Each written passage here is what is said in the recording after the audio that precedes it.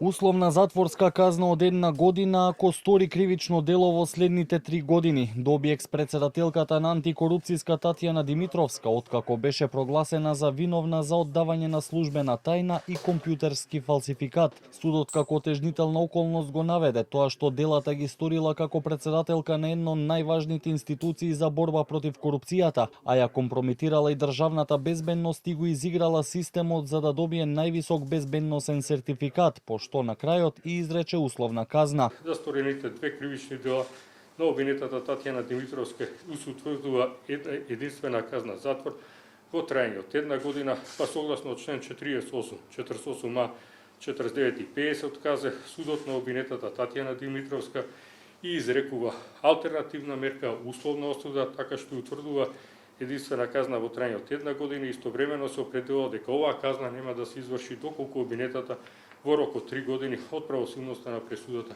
не стори ново кривично дело.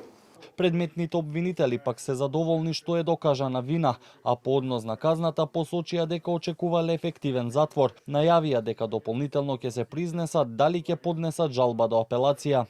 По однос на видот и висината на казната, определена од страна на судот по однос на овие двајца обвинети, обвинителството ќе го почека писмениот отправок на пресудата и веднаш потоа ќе донесе одлука дали ќе поднесе жалба. По однос на ослободителниот дел, обвинителството не е задоволно. Во тој дел, обвинителството секако дека ќе поднесе жалба.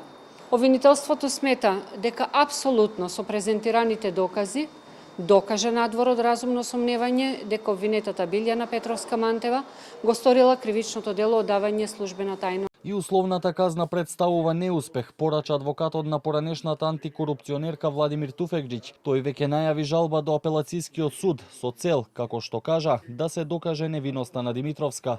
Јас сметам дека не е остварено законско битие на кривичните дела кои се стават на товар и мислам дека оваа пресуда добива примеси дека е изнудена под притисок на јавноста, така да се надевам дека аргументите на одбраната внимателно ќе ги разгледа апелациониот суд и ќе донесе правилна и законита одлука. Второ обвинетиот, ревизорот Миле Столевски, кој го полагал безбедносниот сертификат во име на Димитровска, доби исто така условна затворска казна од 6 месеци. Единствено ослободителна пресуда доби Билјана Мантева, обвинета во случајот дека му оддавала службени информации на Небојша Стојановиќ, поранешен директор на ТЕЦ Неготино и обвинет во предметот адитив. Судот оцени дека Стојановиќ во тој период не можел да се смета за неповикано лице, бидејќи бил директор на институцијата. Што се однесува до Мантева, обвинителството децидно најави дека ќе се жали пред апелација.